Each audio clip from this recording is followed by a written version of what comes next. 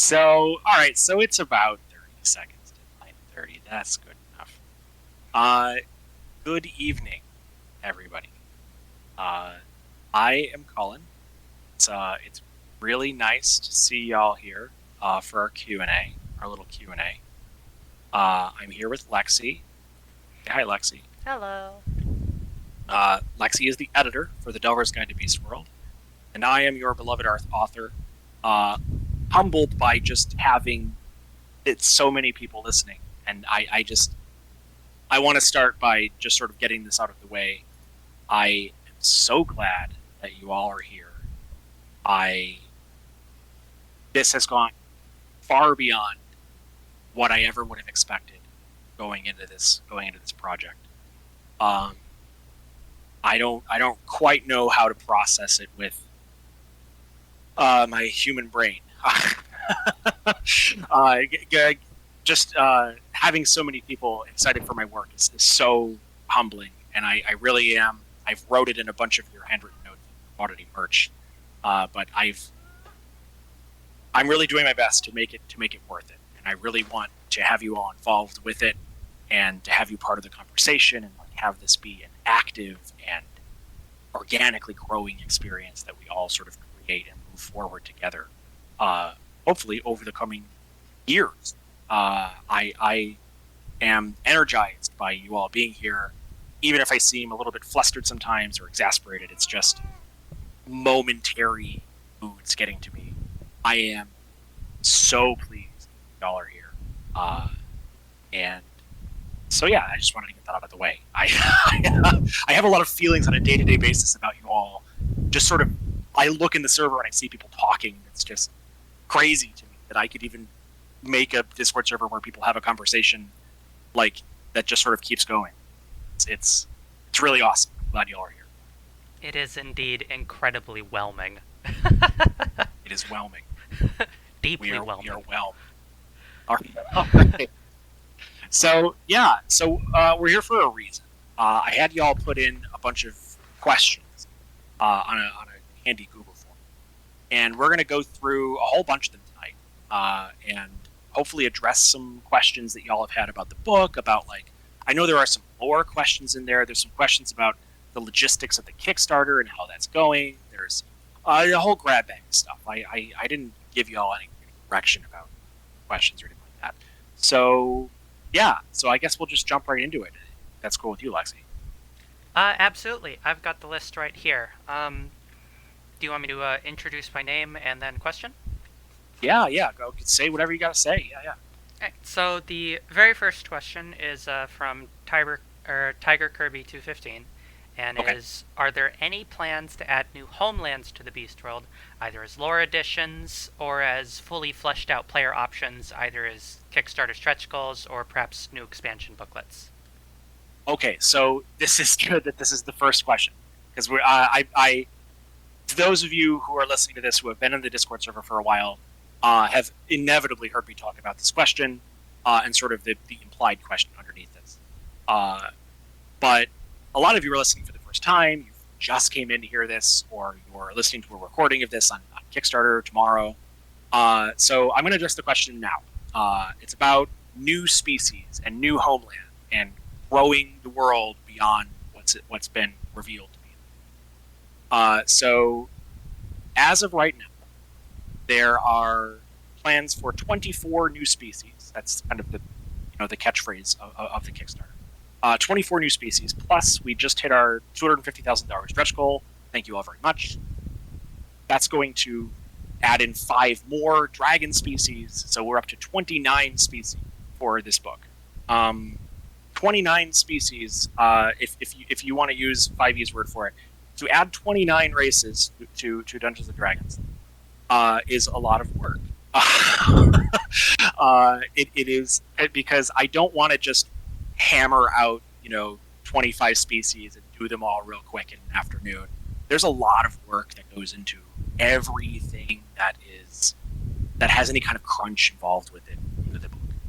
There's a lot of playtesting, and there's a lot of brainstorming. I try and look at. Lexi will tell you I have this big graph of all of the 5e races that exist so far, and I'm sort of looking at that and picking out what is on the wavelength of balance for 5e, and then also trying to come up with something unique. I'm trying to maybe not push past the power graph of that, but kind of come up with something so that for each and every one, so that when you look at it, you'll think, oh, that's interesting. I've never seen a race that does that before. For instance, in the Ligonine species, our moles, which are one of the 24 new species in the base book, have a burrow speed. Lexi, do you remember when we were talking about the moles and their burrow? We spent a very, very, very long time trying to understand exactly, because it's not like just giving a player flight. If somebody's flying, you can shoot them with an arrow, but if somebody's underground, it's a little bit of a different scenario. And there's more, and even more than that, there's also considerations with like the DM, how the DM runs the game. Like giving someone an all new type of movement changes the equation for DMs, and it changes the way that the game is run in some circumstances. So we had to kind of balance it. We spent a long time thinking about like how to balance it, how to make it interesting and make it feel like a realization of what moles should obviously be able to do, but at the same time make it so that it doesn't, you're not just running circles around everyone with this strange ability that you have that no one else does. I think we figured it out. It still needs some playtesting, but we have figured out something for it. But this is just a tiny microcosm of the work that goes into every species. So to digress to the point, the question was about new homelands and the world growing beyond the beast world. The answer is yes. I definitely do have a lot of ideas past the 5 homelands that are already in the book. But what I want to do first is first of all, in the book as it stands now, I really want to give you the opportunity to get to know the world as it is before I start expanding. I want you to really dig in and understand all these different cultures and the different species that are a part of them before I start throwing in, the Shivering Isles. It's a reference to the Elder Scrolls Oblivion. There's a DLC island that's added onto the game, after the fact. I don't want to have that. I don't want anything I add to have that feeling of being like add-on content or you're one of the DLC species. I want everything that's part of the Beast World to feel like a natural part of it, either from its inception or from the events of the game as they go on, if that makes sense. So, in short, yes, there will be more stuff in the future, but be patient and trust me. The stuff that's already here that you don't know everything about is cool. Yeah, stay a while and listen. And I promise there are lots of cool stories to tell with the stuff that's going to be in the book. Okay, it took me 8 minutes to answer that question. It's okay. It was a really good question. It was a really good question to start with. The next one is from Ark, and is, what can you reveal about the incoming teamwork mechanics? Okay, so I can reveal a little bit. I don't want to talk in very crunchy terms because again we have to go into a lot of playtesting beforehand. So I want to offer everything that I'm going to answer here with the caveat that this is all alpha answers to these questions, and these are more answers in principle than they are in final mechanics because a lot of this stuff is like subject to change and so on and so forth. So the teamwork mechanics. I guess the best way I can answer this question is to tackle the problem that I'm trying to solve with incorporating. Because I think that 5e third-party content has this sort of problem where people want to make their mark and they want to include as much as possible and propose a lot of changes. But what I've really tried to limit myself to is if I'm going to add something, I want it to, first of all, address something that I think is a real problem, and also make the game better. So the problem that I'm trying to solve here is something that I think a lot of people have had sitting at a table, which is when your turn finishes, when your combat turn is over, you don't really have to pay very close attention until your turn comes around again. You sort of state your action and you do your thing, and you might move around. You might pay close enough attention to know where people are positioned generally. But other than that, once your turn is over, you're waiting to be attacked or for your turn to come around again, right? So the teamwork actions are going to be combination actions where you will spend your action setting up for someone else to do something. And there's a quintessential example. There's even an illustration floating around somewhere. Travis did this really cool drawing of it. I can find it if you want while you're talking. Sure, yeah, if you want to try and find it. So Travis did this really cool drawing of the teamwork actions in a nutshell, which is there's a fighter with a shield, and there's a sorcerer shooting a scorching ray that hits the shield and goes around the corner. So the advantage to this is the obvious immediate advantage is the sorcerer doesn't have to pop out of cover to do this. And that's fun, but it's not really worth the fighter wasting his turn, right? Like you wouldn't want to just be something to bounce off of. So we've been thinking about that, and I have some ideas for that. First of all, that Scorching Ray does more damage than a normal Scorching Ray. And also, it sets the fighter's shield up to be used as a pretty effective weapon on their next action. Such that, and this is the general guiding force of these actions, is you have to put yourself in a very specific circumstance to make them happen, and it costs you something to take them. We're playing around with this requiring feat, and you'll have to take some kind of character creation thing to make them happen. Probably a feat. So as a result, it's better than the sum of its parts. That's the key to it, is that you're going to get more than the two actions you put into it if you take the time to do these things. And that's just one of the examples. So this is going to be a whole optional system, probably built into feats, where one or multiple people take feats with very specific prerequisites. In the case of this shield example, it would be one character has to have shield proficiency, and the other one has to know a spell with the word ray in its name. And then as a result, once you've taken this feat and practiced together, you can then do this maneuver, a sort of special action, just the two of you. I'll release more about that as we continue working on it. It's in a very unfinished state, but I know that it's something that is going to be central to the theme of the book, which is sort of, delving crews learning to be a sort of found family and work together, and also just make 5e a little bit more interesting. Like maybe make it more fun. Maybe think a little bit more about what other people are doing on their turns, instead of just everybody does this sort of like, Power Rangers pose off between all their turns, where everybody takes turns doing their thing until all the enemies are dead. That's all I got.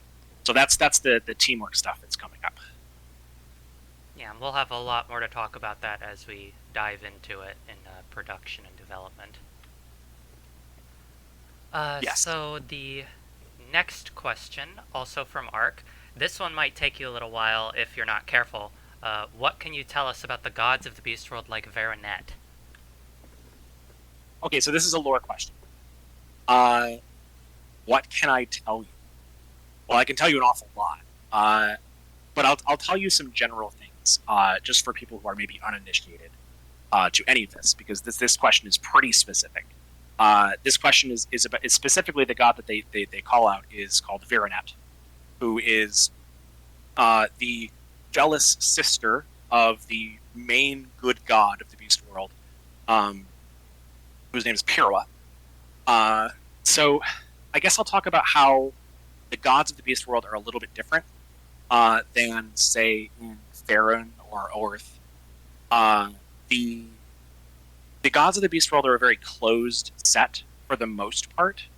There are a very small number of them. I think there's 8 of them, depending on how you define what a god is. There's 7 or 8 gods, and that's pretty much it. There's only a couple of gods that you would call good.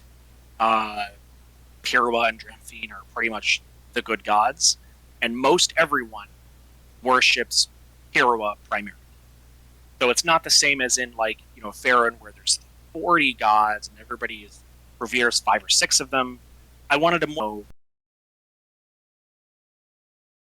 different sects of the same religion. So Pyrrhonism is not the same in Alar as it is in Alamance. Dramphinism is not the same in Alar as it is in Alamance. For instance, to give you a specific example, Dramphine, who is the goddess of the moon and justice, in Vinyo, which is this very mercantile place with a very tight focus on business and growing the world through prosperity. Dramphine, as the god of justice, makes her the god of fair balances. She's the god of currency and the god of trading fairly.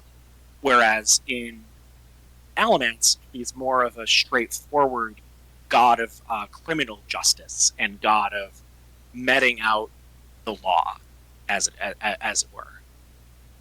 And so yeah, there's like, so the long and short of it is, I want the gods to be, I want the pantheon to be a little bit smaller, and the individual gods will serve different focuses depending on who we're talking about and what culture we're talking about. Hope that answers your question at least a little bit.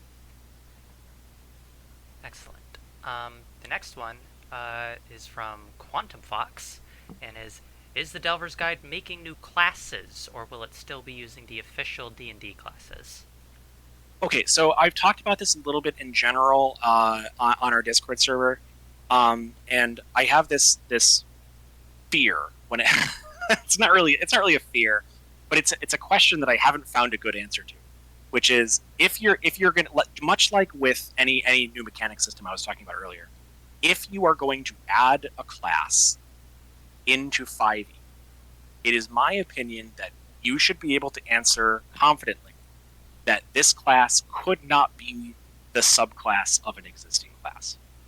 And the reason is, like, it's making a class is even harder than making a subclass. It's a lot harder, actually, because you have to make something that is not only balanced in and of itself, but leaves enough open gaps that you can add in more subclasses that make it a completely different class, and leave those openings such that they can be filled with things that are balanced in and of themselves. It's a lot of work, and it seems unnecessary to me. I like the classes that are part of D&D already. I like the classes that are in 5e. So I would rather build really interesting subclasses that maybe push the boundaries of what a subclass means a little bit than I would build a whole class from the ground up. I think you're going to like our subclasses. I have a whole bunch of them for you. I have one for every class. And I think you'll be satisfied. With a couple of our subclasses in particular, they're very transformative. We're not talking about just like, oh, it's Battlemaster 2 for Fighter. I have really strong ideas for how to change the classes that exist so that they feel unified. Awesome. The next question is from Mr. Boros, and hold on, this is a bit of a longer question. Okay. Given that the Beast World seems tailor-made for like delvers and adventurers of noble and virtuous persuasion, battling against like injustice and that sort of thing, obviously like cooperativeness is the theme of the book. Will there be material in the first book that talks about how characters of a more ruthless or selfish inclination can get along. Yeah. So in short, absolutely yes. Um, I, both for players and also for DMs, there was a lot of content to that. There are several, for instance, there are several factions that will have rules for how to interact with these factions as a member that are either morally questionable or just outright. Um, there are a couple of them that are pretty heinous, and like you'd have a hard time justifying anyone who wasn't just outright evil being a member of these factions. But yeah, the options are absolutely built into the book. Another thing that's I've tried to keep in mind for the write-ups of the different species is, so I write a little bit about the temperament of different species, and I write a little bit about how the species have their own cultures, and one of the things that I wanted to try and keep in mind as I write those is I don't want to assume that your tune is 100% good and the model lit filter. So, for instance, okay, so I have a really good specific example. The Ursine species. The Ursine species are competitive.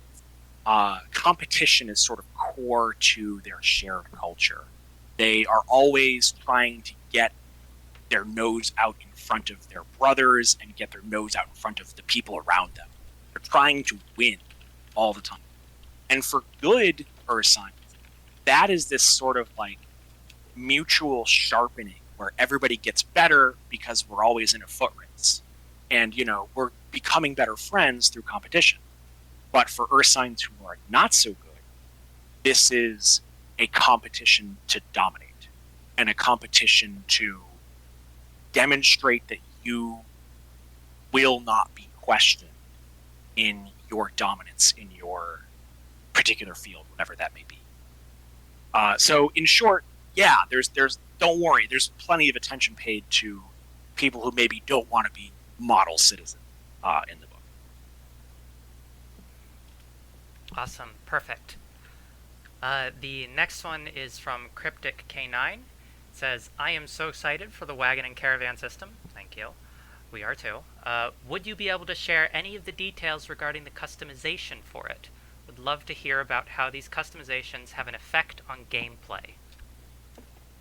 Okay, so from a crunch standpoint, I actually, to give you a peek behind the curtain, I'm actually at a really major crossroads when it comes to wagon design. And this will be news for Lexi, too. I haven't actually even talked to her about this yet. Oh boy.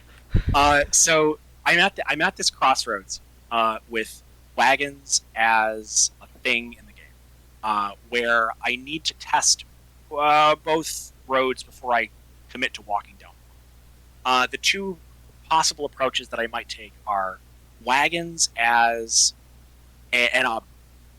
wagons as a house that you spend gold furnishing and that you spend gold changing out the parts of and whatnot. And that's a potential avenue, and I think that could be compelling. There's lots of stuff in there that could be compelling. But the other potential avenue that I could go down is wagons as a literal character. And what I mean by literal character is wagons as a character sheet that advances from level 1 to 20 with your party and gains abilities and wherewithal, in a word, HP, based on your party's level. That requires obviously a little bit more abstraction because you have to kind of imagine, rather than literally putting up iron walls on the wagon, you would instead sort of imagine that as your party levels up, you get better at keeping up your wagon and keeping it prepared for what have you. But there are some compelling reasons to go with that. So to actually answer your question, what are the wagons for?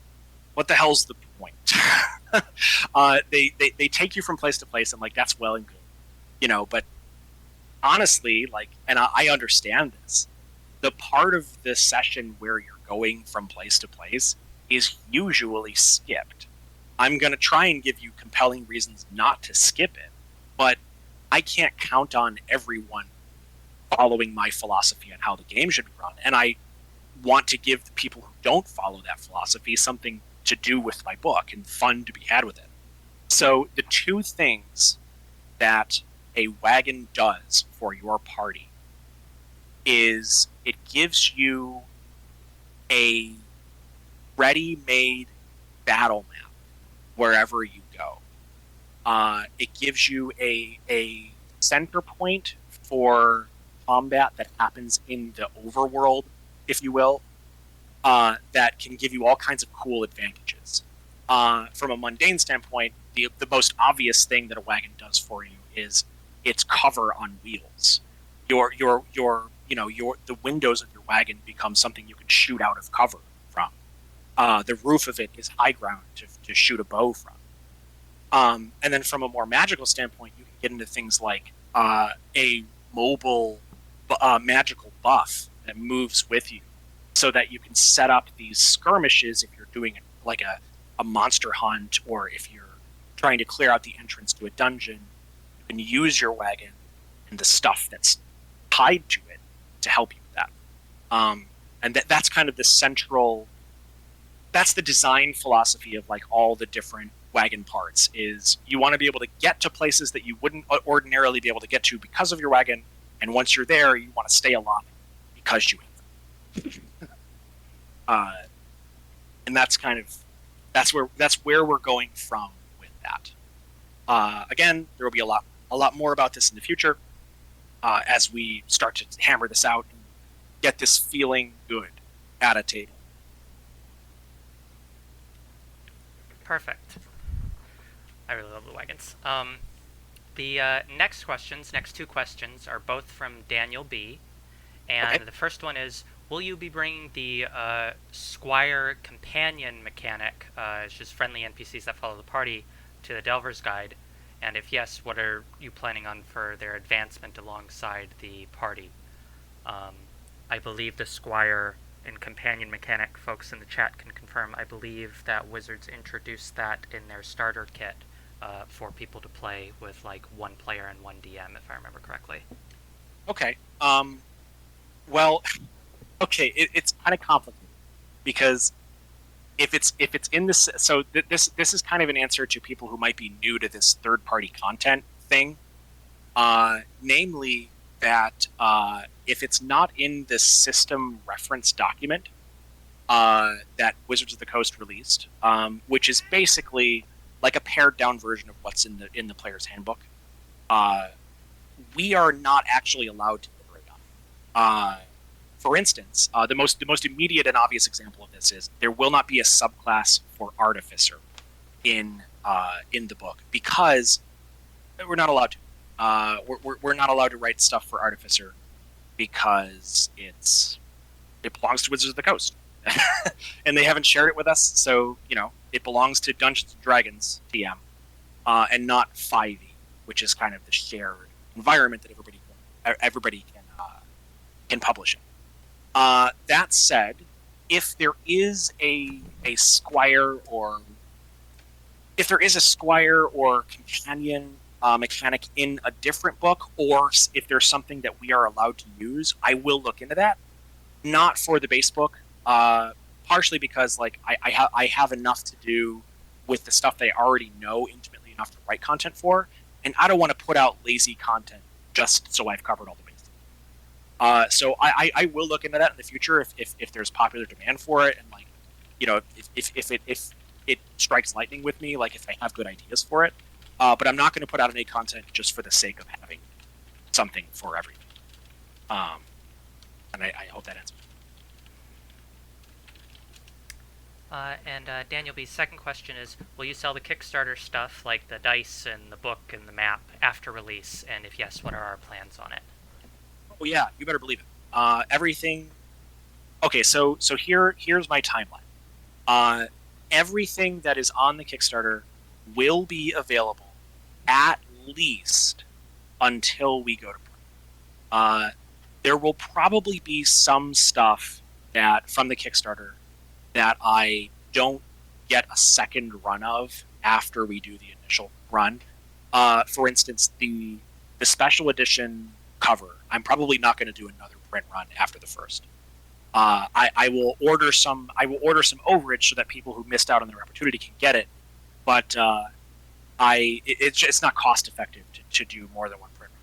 But from an optimistic standpoint, yes, you will be able to get everything that's on the Kickstarter right now after the fact. You'll get it at a special price now because we're kind of trying to hammer stakes into the ground and make this like a thing. But after the Kickstarter, you'll definitely be able to get everything for at least a little while. I've talked about this on the Discord a bunch, and actually I've talked about it in a couple of Kickstarter comments as well. But I don't like false scarcity. I don't like the now before they're gone impulse because I think it's kind of, I don't know, it makes me anxious when I don't like fear of missing out. I think it's kind of unethical. So I'm going to make everything available for as long as I can. That's my short answer. Awesome. Yeah, I hate FOMO tactics. I think they're pretty slimy. I'm glad we are not doing them. I mean, I understand why a small business would do them. Like, there's a certain, like, we do understand the need to create urgency. Like, that's the whole point of doing the Kickstarter, right? It's you have 30 days and then you want to get in. And that's why they do so well. That's why big companies that don't need to do them because you raise a bunch of money from that sense of urgency. But yeah, I want to try and keep it above board as much as possible. I want to respect y'all for agreeing to give us money for our work, and part of that is respecting the weird bugs in our human psyche that makes us make mistakes. I don't want to exploit those. So there will never be a gotcha game. There will never be a gotcha-pon game for the Beast World. No gotcha Beast World. Probably not. No 5-star cadence, sorry. The next question is, notice that in the preview, a one-shot was included. Will the book or any milestones provide any modules or one-shots set in the Delver's World? And if not, will there be any made in the future separately? Yes. So, to complain for just a second, Kickstarter is just a really terrible platform for making an outline of anything. If we have this like 3-inch wide column that we can make 15 miles long that we have to use to explain everything about what's in the Kickstarter. The Path Post Scout Kit. I know there's another question. I looked at it. There's another question that's about the Path Post Scout Kit. And I want to be clear about what it is. The Path Post Scout Kit is it 7 now? We're up to 7, right? Yeah. 7, yes. The Path Post Scout Kit is 7 one-shot sessions. The envelopes have props for use in your game, like physical. It's a physical envelope that is a prop that a DM will hand to their players. But it comes with a book. It comes with a softcover book that has all of those sessions in it. It's going to be pretty beefy when all is said and done. So, and the design goal with it is they're all one shots, so that when you're running your grand master plot where the vampire lord is luring the crew closer and closer to their demise, you can stop off and have like the day-to-day delving crew experience with your players, and I'll include a bunch of them in that book for different. I'm going to try to keep them as level independent as possible, but they will have level range that they are a part of. But yeah, they'll all be. I'm assuming right now, and this might be give or take. I'm assuming that most of them will be 4 or 5 pages. All of them will have at least one battle map. I can promise you, and all of them will have at least 1 or 2 combat encounters. So there'll be a full session. It'll be basically more of leaving Aaron for any given party instead of just for the Aaron kids. Awesome. And yeah, there was one other question, so I will make note of that when we get there. The next one is from Kosak. Let's see. This is regarding commission slots. Have you figured out if there or how there's going to be NPC spots in the books or on cards for players to potentially interact with in the adventures regarding like YCH-based slots? Good question. So I have to figure out how I want it, because the book will be 600 pages long. If if I put every single person, if I give every person the attention that I want to, um, the book will be very much. I have this idea that I'm kind of kicking around for, and I don't promise anything, but this is something I really want to do, so it will probably happen, and it'll just be a few more all-nighters for me. But we are hurtling headlong toward the art book stretch goal. Uh, it feels like hubris to call it a foregone conclusion, but Kickstarters usually get a big rush of pledges at the end, so it is kind of assumed we're probably going to hit it. I'm knock on wood.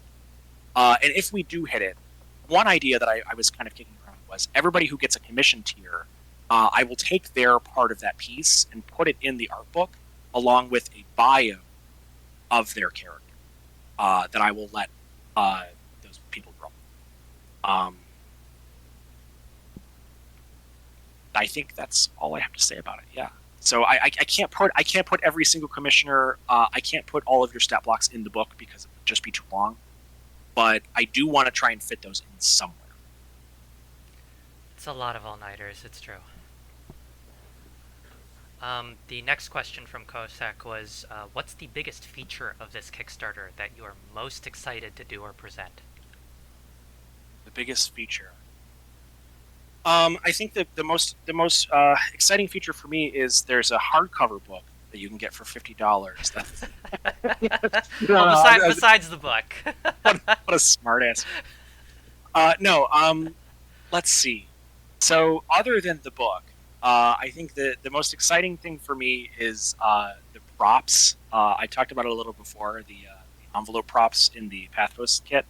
The reason why we're doing that is because it's something that I have always wanted another company to do. I've always wanted to be able to buy these, where I could just buy like a set of stuff that I could hand out at a table. Because if there are DMs listening, I know that you've had the experience where you can hand your party at your table, you could hand them anything physically, and you can see their eyes light up, and you can watch everybody's attention zoom in on whatever it is you hand them, and the rest of session kind of has a little bit more energy because of it, and I want to try and accommodate that with something I can send you.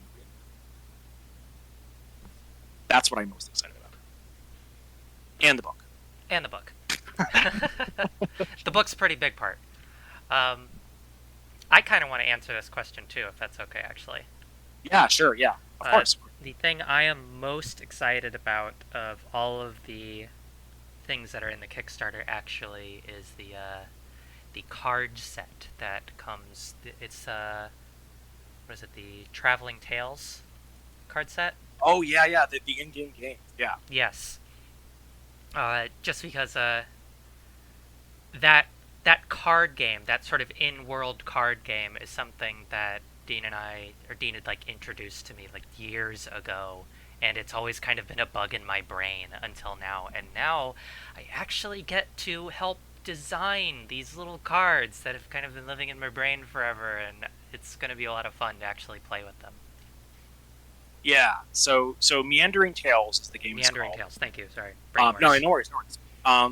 So Meandering Tales is a game for the type of player who really enjoys bantering about their character and the world lore in character. The card game is each card has like an abstract concept on it, and as you play the game, two people will go back and forth playing cards that have these concepts on them, and the concepts have to steer a story that the two players go back and forth adding elements to. and the other people who watch this game as the two play it judge whose story is the best based on their ability to keep to the symbols and also make the story compelling. So it's not meant to take a ton of time. Both of the games that are in that reward are games that are meant to take 5 or 10 minutes and draw you a little further into the game while you're playing it, rather than distract you from it. So it'll be fun. Perfect. Yeah, it is. It's a little bit. It is a little bit like. So yeah. Yeah, sorry, I wanted to answer that one as well because it's been sitting in my head. Kosek had a second question. Sure. I'm sorry, no, not Kosek. This one's from RCS actually, Okay. which is besides the D&D TTRPGs, what TTRPGs would you recommend for the Beast World setting? You and I actually talked a little bit about this question when we saw it the other day.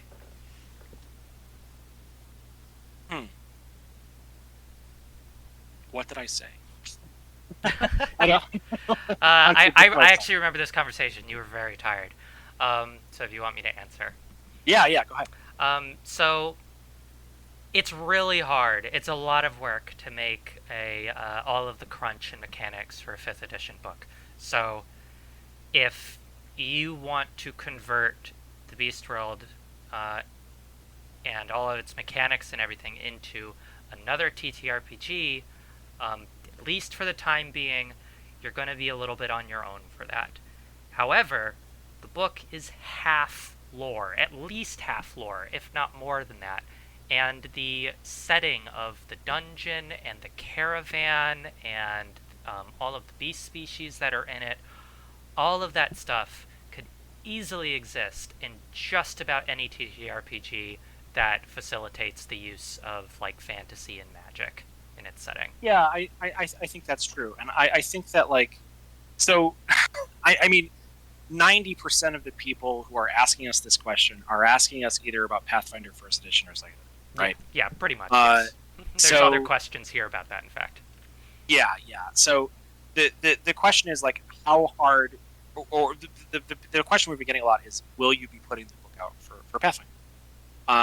And while we are probably, I do not know. I am rusty with Pathfinder.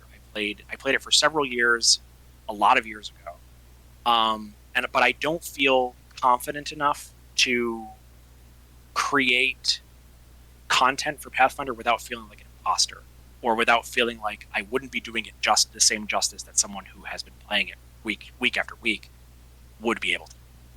That said, a lot of our stuff with wagons and with like the mechanical stuff that's going to be in the book, I think that someone who knows Pathfinder should be able to look at the cues, the design cues that we're incorporating with our new systems, and adapt it to their own. I don't think that the book will be useless for a Pathfinder player. In short, I think you'll find a lot to enjoy in it. Boros says, "What about GURPS?" Oh God. I don't know. I'm doing my best. The next question I really like is from Exozilla, and is the Seelie similar to an Archfey? And Jackals, are they Fey in general? Okay, so this question is way out in the weeds. I really appreciate this question because it speaks to like I already knew this, but like Exozilla is super into like the lore of the game, and I really appreciate it. Like it really energizes. So I'm going to answer this question, but I'm also going to answer a more general question that this kind of implies. Okay, so yes, I would say that if you wanted to play an Archfey Warlock or something in D&D that dealt with the Archfey, that the Seelie, who are one of the gods that I was talking about earlier, the Seelie are one of the specific 7 or 8, depending on how you find them, gods in the Beast World. They are the patron deity of the Jackals and the de facto deities or deity of nature. I think that if you wanted to make an Archfey Warlock, that an Archfey Warlock of the Seelie makes perfect sense. That's good. So the broader question this kind of implies is, will there be? You did not ask this question, but I'm going to assume you asked it. Will there be ways to play all of the existing subclasses in Dungeons and Dragons in the Beast World, and will they be compatible with the lore of the Beast World? Because obviously, I mean, I don't want to say this, but most of the subclasses in D&D are written to fall right into Thera, right? Like they fall into the Forgotten Realms, more or less. So the question is, will they fall into the Beast World as easily as they do the Forgotten Realms? And the answer is yes. Lexi will tell you that we've been thinking about especially when we wrote the religions section, we've been trying to incorporate lore that will allow someone to have an easy concept for any subclass, and be able to like either worship one of the gods or be part of one of the homelands and part of one of the factions in the world and fit in. Your character, I promise that your character will fit into the Beast World. I have to make it true because lots of people are coming in with their commission characters, they're coming in with their OCs, and they're going to need a place to stand. Like, they're going to need a way to make sense because otherwise, what am I going to do with them? You know, yeah, I don't want to tell anyone like, oh, that character doesn't make any sense. Get out of here. Come back with a more normal tune, and we'll talk. I'm trying not to tell anyone that. So as a result, I am doing a lot of world building and groundbreaking work to make sure that there's a spot for your character. So yes, there will be places for Archfey Warlocks, and there will be places for Great Old One Warlocks, and every kind of cleric, and so on and so forth. Awesome. The next question, and I apologize if I pronounce your name wrong, is from Luis Jimenez, and is, will the book be translated into Spanish? Okay, this is an awesome question. I really want to. This is something we're talking about in staff right now. I really want to translate the book into other languages. Top of my list right now are Russian. I want to translate the book into Russian. I want to translate the book into Spanish. I want to translate the book into Portuguese and into Tagalog. There are a lot of other languages. I know French is something that people have asked us about. What we're going to be doing in the coming months, and we've been kind of talking about the optics of this because we don't want to start another fundraising campaign before we deliver the book, right? Because we don't want to catch eyes from people who will be like, what are they doing? Why are they raising more funds? Why haven't they delivered the book yet? Why are they busy now? But we do want to translate the book into other languages. It's probably going to look like another fundraiser if we do. And if we do, we will do some piloting advertisements to see if there's like enough support to go through the trouble of doing the fundraiser. But we want to. Yes. Stay tuned for that in a few months. There are plans, but they're still kind of ephemeral right now. Perfect. The next question is from the Knight Who Says Ni, and is you were asking about if we're going to make a version of the Delver's Guide for Pathfinder. So it's just not something we can like really tackle right now, like we answered before. Not right now. Yeah. In the future, if you bang down my door hard enough and you get 1,000 people to say they will buy it, then I will figure out something. But for right now, it won't be strictly compatible 1-to-1 yet. No. The next one is from Kirk, and I hope I'm interpreting this question correctly. Will the DM screen contain content specific to the Delver's Guide, or is it a typical DM screen with beautiful custom Delver art? I think what you're asking about what's on the reverse side of the screen, the information for the DM. I apologize if I'm interpreting that wrong. No. I read this question too, and that's my take on it too. They want to know what's on the back. So the answer is yes and yes. There will be a bunch of... I can't print a DM screen in good conscience without printing the average damage by threat and level chart. It's the most important chart in 5e. If you don't know what I'm talking about, Google it, because it will make you a better DM.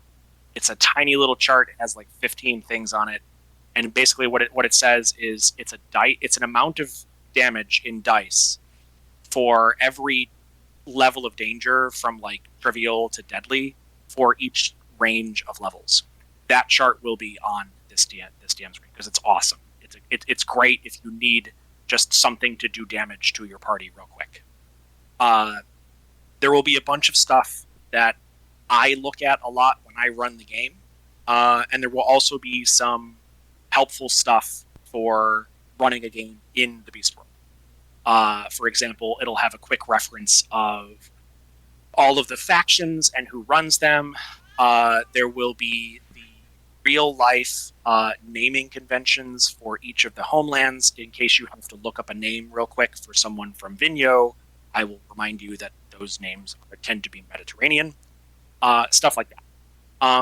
My current plan is to have the left pane be all Beast World stuff, because if it's split into 3 panes, the left pane will be all Beast World stuff, and then there will be 2 panes for general 5e running the game stuff. That is my tentative promise.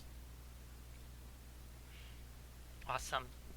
The next question is from Anonymous, actually, and is, what are you using the money you make from the Kickstarter for? I'm going to buy a boat. No, I'm going to buy a boat. So we are using the money from this campaign, and probably the next one too. We're using the money from this campaign to start the company, to start entity known as Heartleaf Games, and we're kind of using the money that we're making from this to assure ourselves that this is not worth, but like this is something that's safe to devote our careers to. That there is enough interest here that we can really like set down like on the ground here and do this. Make content full time for y'all. So what are we using the money for? Part of it depends on how well we do, and this is something Lexi and I talked about at length a whole lot, which is like we want to get office space. We would very much love to hire a new person, a third person full time, because there's just like a lot of like work. It's a lot of work. We're doing about 5 people's worth of work right now, so it would be nice to have like a third person who is working full time. But I'm not going to offer anyone a job that I can't give health insurance to, and that I can't pay a wage that allows them to exist in the hellscape of the world we live. So we have to make enough money to do that. Otherwise, we just have to put up with it because not enough to pay someone fairly. Some of it is going to go toward future merchandise. Some of it is definitely going to go toward our convention tour next year. We're going to go to a whole bunch of conventions next year, both furry conventions and tabletop conventions, and talk about our book, maybe run it if we can, and certainly meet y'all. We're going to go try and get to both coasts of the U.S., and I would very much like to go to Europe as well. So that will help with that as well. We're going to use the money to do stuff related to the Beast World, in short. Oh, that would be a lot of fun. Exozilla just mentioned. Exozilla says, live game at a furry convention like Critical Role. Yeah, that would be sweet. I would love that. I hope that... so please tune in tomorrow, because we're going to do a one-shot in the Beast World, and it's going to be kind of fun. I've been thinking about the plot of it today a whole bunch. But yeah, that would be fun. I would love to do that. The next one is from Penton, and is, how do you plan on testing the material? Is it going to be through backers, or just amongst the staff and the team? Testing the material. What does that mean? Playtesting. No, just kidding. Okay, so this is a good question. I had an initial plan for this that is, I'm swiftly realizing is not going to be good enough. For a while, I had a Discord role that was like a playtester role, I'm going to offer that to a lot more people because I realize that there's a lot more people who want to playtest and who will have bought the book and want to spoil themselves and see stuff early. Um, so that will be available. Uh, I am going to be providing kind of reports, they're like short homework, so that if you run the game in a playtest, you can give me some good feedback about like what's not only like what was balanced and what was unbalanced, but also like what hit is another like kind of it's kind of like a hard to define thing, which is like what made the player's eyes light up when they used that ability. Like what seemed to excite people to use, and what was kind of boring, and what was kind of like, oh, okay, I guess I also have this. I guess I'm an elf. I don't sleep. I guess. Uh, so yeah, stay tuned for that. In the coming months, I'm going to be offering a lot of playtest stuff to anyone who wants it, because I gave the PDF away anyway. So if you want to playtest, you can playtest. We're going to organize that a little better in the coming months when there's more to look at. But as soon as Nimadur, who is our QA lead, gives me the go-ahead with stuff to playtest with live tables, I will be putting that out. Sweet. Nimador is fantastic, by the way. If y'all are going to be playtesting, you will hopefully get to know him. Yeah, he rules. The next question is from Dragonites. And what Cool. was your main inspiration for the setting of the game? Yeah, it's a big Okay. question. No. I actually do know how to answer this question. So the inspiration, and some of you have heard me talk about this before, but I want to put this into verbal terms. The inspiration for the Beast World, the whole point, the reason for all this, the reason for the hook, and even like the reason, even the geography of the world looks the way it does, is there's this conflict in fantasy gaming, where I think most players enjoy getting to know a town. They enjoy getting to know a city. I think most people like wandering around a city and like getting to know people there and getting to know like the relationships and getting involved in like interpersonal stuff and who's feuding, that kind of thing. The sort of bag end, if to use like a parallel to Tolkien, like the part of the Lord of the Rings that takes place in Bag End, I think a lot of players are into that. A lot of players want to know why the Sackville Bagginses don't get along with Bilbo, and so on and so forth. But of course, that conflicts with the fact that most players also want to explore the world. They want to know what's going on in Icewind Dale as much as they want to hang out in Waterdeep, and they want to know all the different parts of a fantasy world, and they want to go up to the volcano at the tip of the world and even like leave the plane and go off onto other worlds. So to rectify that, to make those two ends meet, because you can't leave home and stay home at the same time. That's what Litfeld. Litfeld is a home that you can go to and also stay traveling while you're moving around. And that was my main inspiration for the Beast World. Also furry. Also furry kind of worked in there somewhere. Yeah, I mean, obviously, like I also really like the furry aesthetic. I think it's colorful and it's hopeful and it's kind of very expressive in a way that like regular fantasy lacks. It has something that regular fantasy lacks, and that's why I wanted to pour it into this other idea and see what comes out. The next question from Chaos DSF is, I am not sure exactly what your answer is going to be on this. Can you make a person from a dead soul and fuse them with dark magic into a living skin? Okay, so repeat the question real quick. Can you make a person from a dead soul and fuse them with dark magic into a living skin? Spoiler alert, you can't do that. That's real illegal in the United States and most other countries. Sorry, Dean, go on. I would be curious to know what law you're referring to. What that says you can't do that in the United States. I think it's a bylaw of the one that prevents you from selling your soul on eBay. I don't know. I don't know. So the question is, can you bring people back from the dead in this specific way? And wait and see is all I'll say about that. That's all I have for it. Good answer. The next one is from Jesse or Eltheric, and is actually I think we just kind of answered this.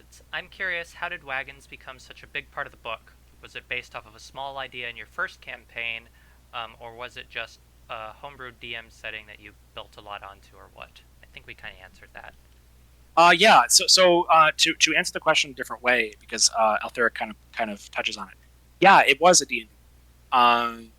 It started as a D&D game that a bunch of the staff that have been here since the beginning and I ran for a couple of years, and eventually Lexi and Trent and them convinced me that this is a good enough idea to present it to all of you, and work kind of began in earnest about a year ago, and it's just sort of been going from there. So yeah, like all good settings, it did start as a D&D. Even like the OG game. Yeah, I would say just it started as Gary's game. I am assuming every single setting book that has ever been published was originally somebody's game. Yeah. All right. The next one is from Pieman, and this might be this is a pretty important question. Have you also made estimates for import fees? Backers outside of the U.S. need to pay them on top of paying for shipping, and their cost is often substantial. Okay, so this is the part where I apologize again that I don't have international shipping estimates yet. I promise I'm working on it. It was a mistake to assume that this was going to be something simple. It's a lot more. If you ever want to run your own Kickstarter for something like this, you should figure this out before, because it's a lot more complicated than you. We are working on it. Part of the reason why this is such a difficult question to answer is because there was this thing that happened in March of last year in some places that kind of affected shipping rates. So we're trying to answer a question in the future, in a future that has never existed for shipping yet. So that's why it's been taking a while, and maybe taken longer than other Kickstarters that you've backed. And I've looked at other Kickstarters that are happening right now, and they have very decisive estimates. And I look at those estimates and I go, where do those numbers come from? They seem to be made up. I have never gotten a quote that looked like that before. I'm not going to name any names, but yeah, I want to get an accurate estimate. I don't want to. So part of it is selfless, and I'm just so great in that I don't want to quote you a number that's too low and then it goes up. But the other half of it is I don't want to tell you it's going to be $150 to ship your thing, and then it turns out it's actually going to be like $20, and I scared you off with this high number. I want to get an accurate. So give me a few more days. Yes, I am. I have imports in mind. I want to keep I will have the rundown of every step of the process and what it's going to cost. I'm not just going to give you like one flat number. I'll be like, this is how much we're going to charge you for handling. This is how much we're going to charge you for import and freight shipping, and then shipping from where it's going. It's a complicated process to fill this kind of thing, especially if you happen to order more than one thing. Because then we have a lot more work to do. So yes, it's coming. I promise. I'm sorry that it's taken so long. I know it sucks. Just hang in there a few more days. I promise. Yeah. Bella just asked. Yes, we're going to keep making those available after the Kickstarter ends. Yes. Yeah. Donna Stray asks, can you go into what the Homeland modifiers are going to look like and how they interact with various species? Also, thoughts on racial feats. Okay. There aren't going to be a ton of feats that aren't related to these teamwork abilities in the book, because again, just like space constraints and this stuff takes time. I haven't closed the door on feats in future books, so I'm gonna maybe drop kind of a reveal bomb on y'all. So one of my immediate plans for supplements after the original book is to release a book for the homelands, the different homelands. The way that this looks in my mind tentatively right now is to release 3 books, one for Arneria and both halves of it, the Balik and the Batian, and then 2 other books each about two of the other homelands. In those homelands, or rather in those books, that's where I would put homeland feats. That's where I will put homeland specific backgrounds. That's where I'll put those specific things. There will be a lot of specific stuff about each of the homelands in the base book. These will just go further into detail about the histories and stuff like that. The more into background and more about how to run a game in one of those homelands. Exozoa says 3 books, bye money. Yeah. So the way that I'm going to do this, these books will not be 300 pages long.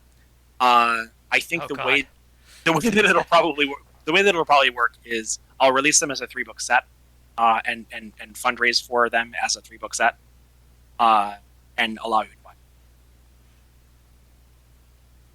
buy. Also, if Donastray is listening in on here, if you haven't checked yet, you can see a couple of the previews of the Homeland modifier features in the Leaving Aaron preview.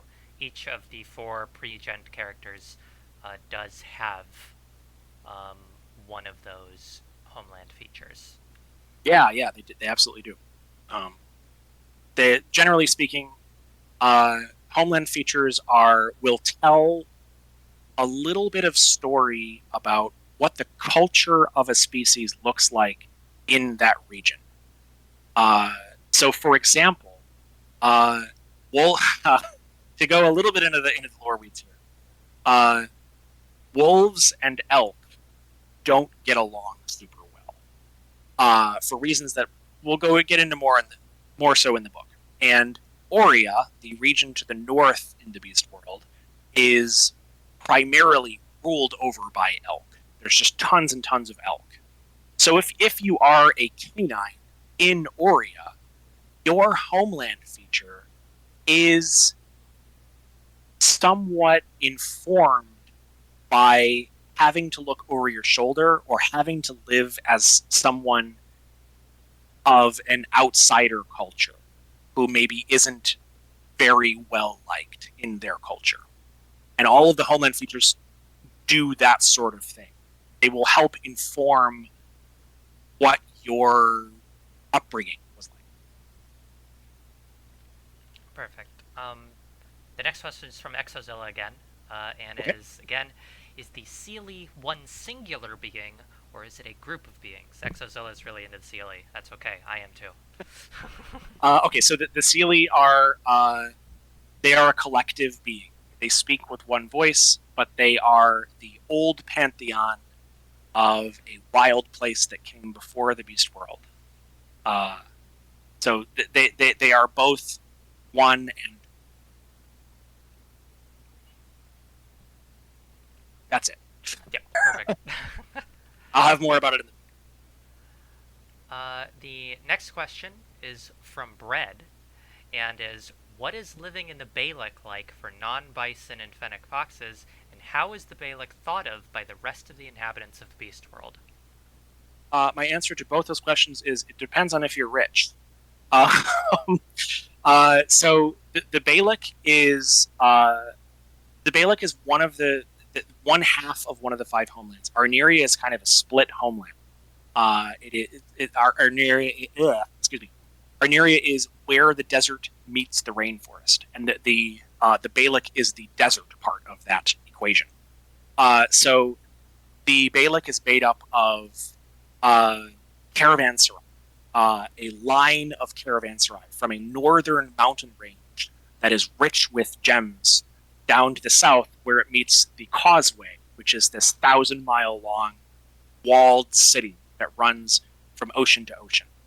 The Balik is very governed by trade, a lot like Vinyo, but also governed by trade in a more survivalist way.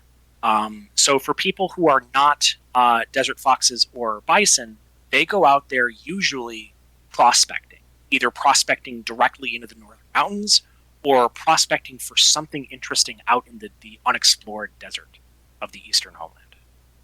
So it attracts sort of adventurous and nomadic sorts, in short.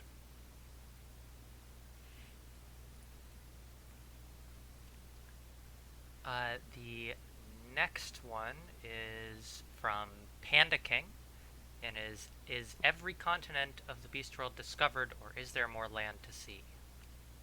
I saw this question before we got on. So the quick answer is uh, the it is not known to the beasts the shape of the world that they live on. So we take pretty much for granted that we live on a sphere. That is not taken for granted in the beast world. It is something that some people believe, but crucially, the beast world has never been circumnavigated. So the answer is no.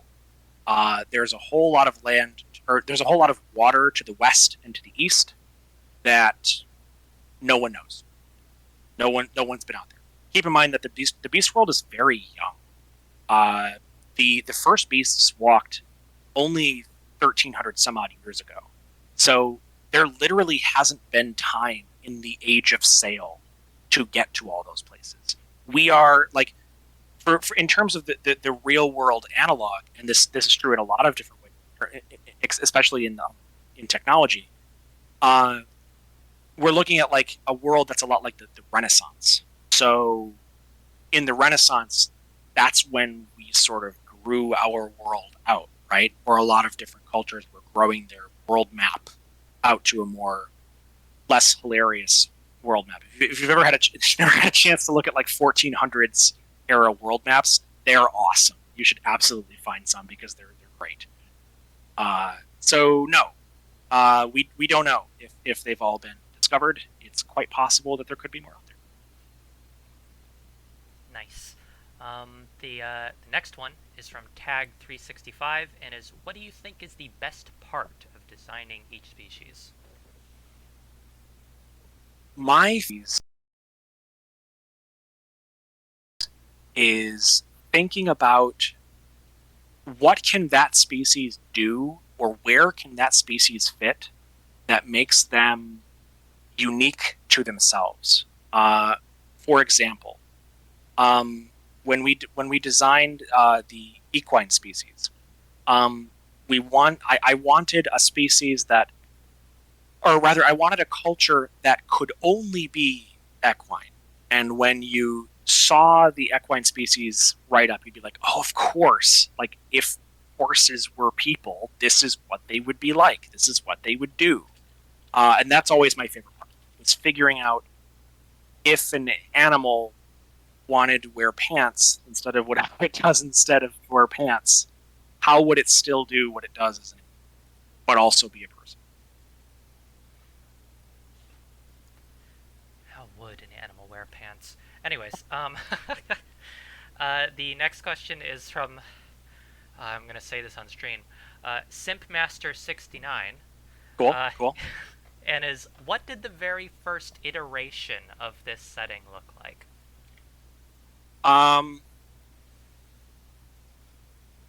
Good question. The first iteration of this setting was a road between a vineyard and the lord who lived there and a small town called Litfeld, and a single wagon driven by the fail son of the lord of that vineyard, who just wanted to see what was going on outside of the vineyard and didn't want to be a business owner. And the world grew out from there. All of it sort of just grew a little bit at a time. First, it was just Litfeld and this unnamed manor, and then it was on to the city that would become Louvain, and then it was out and around Alamance, and then other homelands followed. It grew inside out from Litfeld. That was long before I was even part of things, so it's fun to hear about those times. It's a quite old setting at this point. The next question is from Kibbles and is, are you going to release a beta playtest version of the book for backers before the final print? Yes. Making up time. Yeah. Next. Next one is from Giorgio, and is, what sort of new spells have you thought to make to add? Utility or attack, or ones more for role-playing purposes? Okay, so I can answer this question real quick. There will be at least 2 spells for every level, 1 to 9. There will be a whole bunch of cantrips. If you've been following us for a while, you know that I have affection for cantrips. I love them. I am focusing more on spells that are used outside of combat, because I think that D&D mechanics don't serve outside of combat enough. I think that there's a big gap there, and there's a lot of room to grow. Because, like, if I'm being honest, 2/3 of every game I've ever played has taken place out of combat, at least. So there should be more spells to, facilitate that. There should be, specifically, I want to write a lot of spells that deal with gaining and dealing with information, because I think that there's just not enough. There's just not enough ways to share information and conceal information, learn where someone is, stuff like that. There's going to be a lot of spells like that. The next one is from Zagira, and I think a lot of folks may have been hoping there was a question like this, is, with regard to dragons, there's been mention that they will feel like dragons and thus be stronger or unbalanced. Granted that player character and a party typically try to foster unity and teamwork, are you concerned that dragons will have difficulty meshing in either through group play or from DMs trying to balance encounters? Okay, so this is going to take a lot of work. Dragons in general are going to take a lot of work for me to come up with some equations for DMs to easily account for their being there. And the reason for that is dragons are going to be unbalanced. Dragons are going to be better than other species mechanically, and like that's just it. They're going to feel more powerful. They're going to be a little bit tougher to kill in some cases. They're going to have more options in some cases. And that's just owing to the fact that dragons are usually older. They are not like other beasts. And in terms of like out of the lore of the game, if you're playing a dragon, I made this analogy the other day, which is if wanting to play a dragon was like having a sweet tooth, then Dragonborn are like a sugar-free butterscotch hard candy.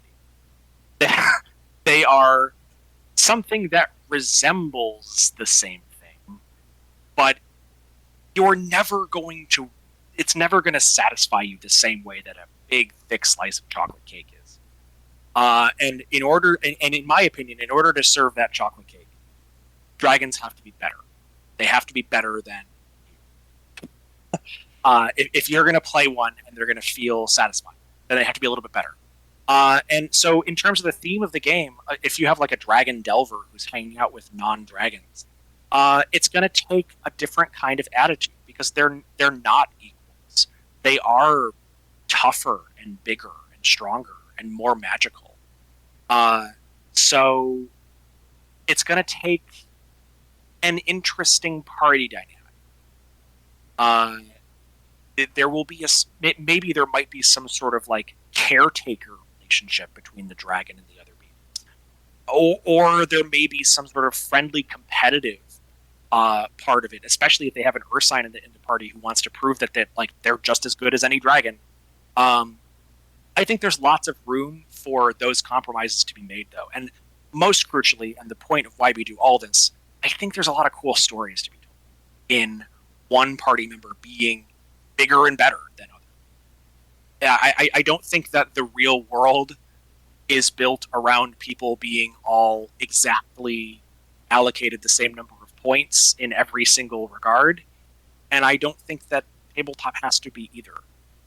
If you disagree with me and you still want dragons in your game, just run an all dragon game. Hell yeah! That'll settle it. I'm sure there will be all dragon games. Great. But in terms of the DM balancing encounters, I'm going to work on that, and I'm going to have a good answer for that.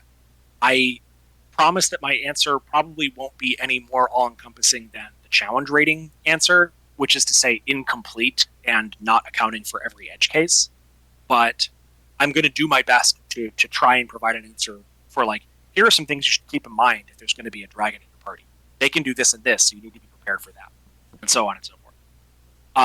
But I want to speak real quick, just for a second, to why I think this is going to be okay. It's going to be okay.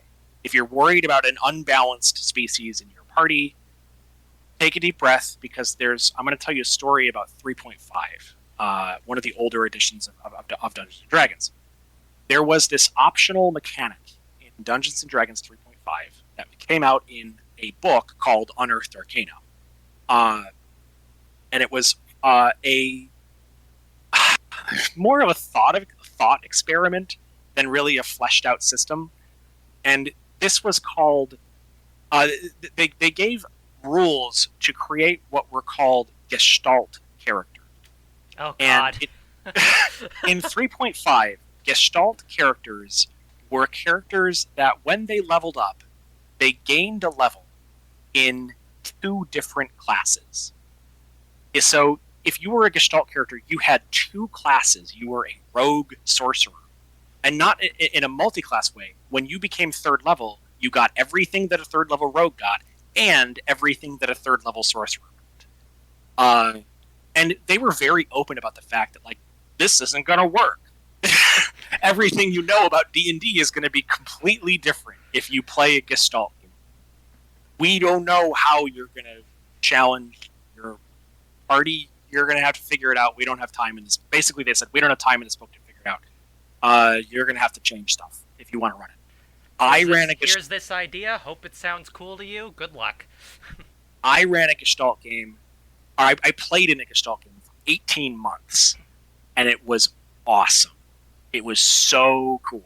I played a rogue sorcerer, and I just had an awesome time. We ran that game from 12th level all the way up to 23rd level. It was great. So you're going to have to do a little bit of work. You're going to have to roll with the punches a little bit. And you're going to have to talk with your party a little bit about figuring out the flow of things. But it's going to be okay. And the game is going to be more fun. Promise.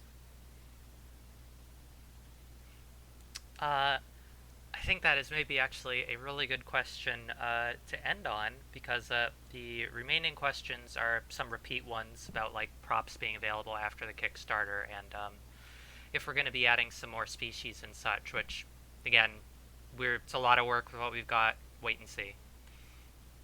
Okay, so I guess we'll call this 2 hours. So we have like 8 minutes left. Do we want to take a couple of voiced questions from the crowd?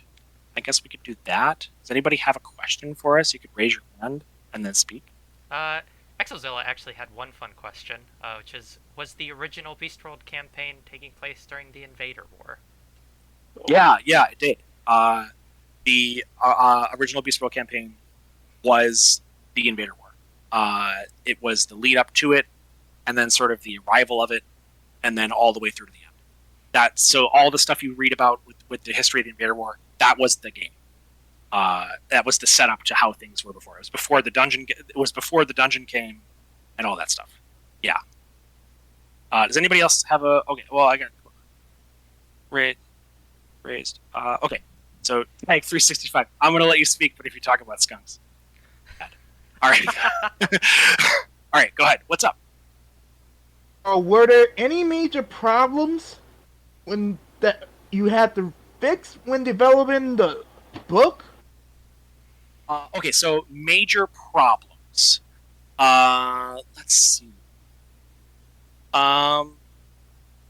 Yes. Lots. So Lexi, what do you think? What were some of, like, the big problems we've run into so far? Like, other than just like boring organizational stuff. Well, the big development stuff, obviously, as a lot of you have hopefully seen, we put out a 40-page adventure module. It wasn't meant to be 40 pages when we started it. No, it was supposed to be 15 pages. And it was also supposed to be a different size of page than it was when I got to about page 20 in its development, which was just an absolute catastrophe. It took so much work. I did not sleep for 2 days to fix that mistake. Yeah, it was Dean tough. remembers. I think the biggest problem that we've faced is that we've never published before, so we're kind of teaching ourselves as we go. And the preview really helped us cut our teeth with a lot of the different problems that we were facing.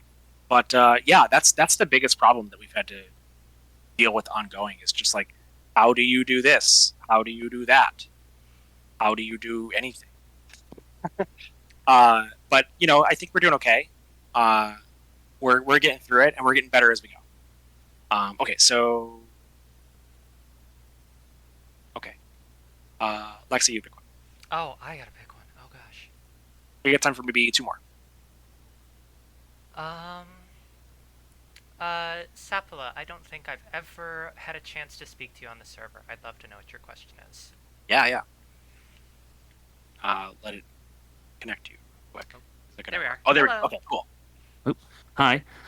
I've a quick question. So, in terms of the dragon species, Yep. a lot of what you said in terms of the other races that have been are going to be influenced by the homeland. So, in terms of the dragon, the traditional idea of D&D, dragons being like chromatic metallic and certain elements, associated with them, will that be affected by homeland for those characters too? Okay, this is a cool question. So I don't want to pretend like I 100% know the answer to this question yet, because I don't. It's still kind of getting worked out. I do know that they will have homeland features, and I also know that they will be based on the chromatic and metallic dragons in 5e. I don't want to spoil anything else that I know about that for sure yet, but the people that I've talked to, like we talked. I talked with our graphic designer Fleeks, who is awesome. She's great, and she loves dragons. And I talked with her about like this thing that I'm not telling you about, and she loved it. Everybody that I've talked to has really liked how we're gonna. So, hang in there. I promise it's gonna be rad. Your turn to choose one. Okay, RJ. 1 second. I'm gonna invite you to speak. Tyrant that I am. Give it a second to connect. Very much takes a minute to connect. Assuming It sends them an invite. Oh. There we go. Okay. Hello. So my question is there any thoughts or plans for if like more of a community, like a forum or some kind of like maybe just keeping the Discord server but opening up for here's this homebrew artificer subclass I made up, or here's game invites, like I want to connect with people. Is there what are the plans for once this gets rolling to have people get together and connect with other people interested in playing this game? Okay, so just grinning real big right now. I was hoping this question would show up. Yes, I love this question. Okay, so this question is the reason why I decided to write a book. Lexi, if you remember, the reason why I wanted to write a book is because I wanted to start a meta plot.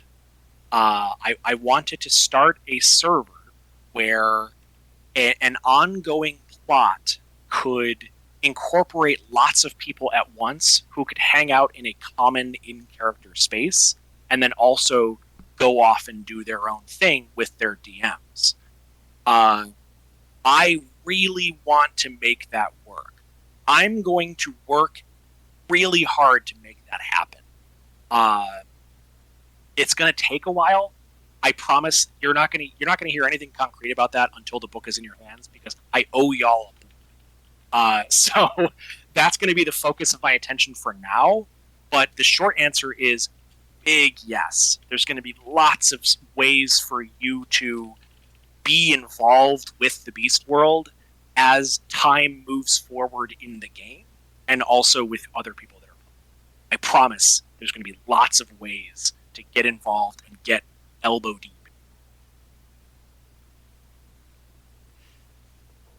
All right, we got one more. We got time for one more. All right, you're the author. You pick. All right, Kosak, I invite you to speak. Hello, can you hear me all right? Sure Yes, can. I hear you great. Okay. I was busy working with a customer over here, so I kind of might have misheard something about 3 books. Is it like a storyline thing that you got going on, or is like other campaign stuff that you're working with with this campaign, or? Good question. Okay, so I have there are two different tracks that I'm thinking on for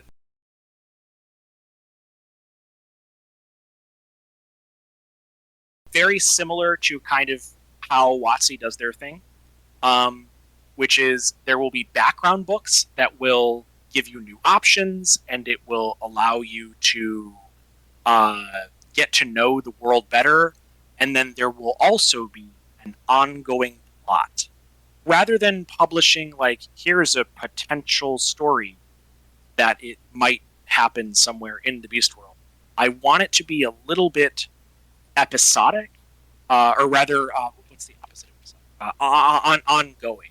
I want the consequences of a given module to have repercussions in the next one. I want time to move forward in the Beast World. And so when I talk about wanting y'all to have a hand in this, I want to hear your stories about the games that you run. I want to hear about the kind of things that happen in your version of the canon, because details from those games will make their way back into the overall canon. Stories from those delves will get back to me and will get to everyone else, if you will it.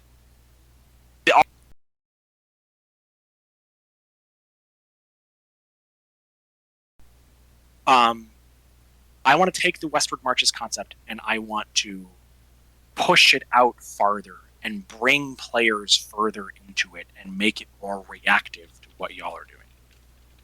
That's all I have to say about that. And with that, I think that's it. We did this for we did it for 2 hours. So no, only an hour and a half. So thank you for saying. Thank you for hanging out with us. I really appreciate this.